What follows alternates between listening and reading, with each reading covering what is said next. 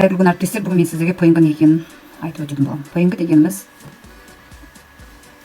мына мысал үшін логотип тұр ма? Логотиптің артында міне көріп тұрсыздар. Фон жоқ. Фоны жоқ.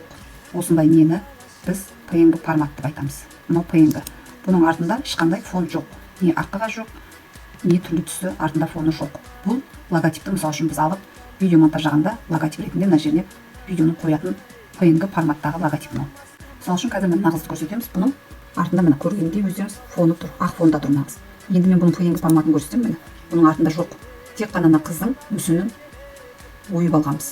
Осыны PNG формат дейді. Мынау артында фоны бар. Мына жер PNG формат. Мынаның артында фоны бар. Бұны да ойып алған кезде міне PNG форматта мынау. Міне PNG формат. Көрдіңіз ме? Күніне жеке алынады. Бұның барлығын біз PNG форматты видео монтаждағанда қажет ететін дүние мыналар. Мысалы үшін қазір балалар жылы. Балалар жылының логотипін көрдіңіз ме? PNG форматта.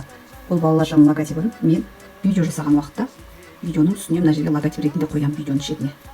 Мысалы үшін міне мынау республика күні логотипі және биыл балалар жылы болғандықтан мына логотипті барлық жерге салудамыз біз қазір. Осыны PNG форматта жасалынған мынау. PNG форматта ойып алынған логотип.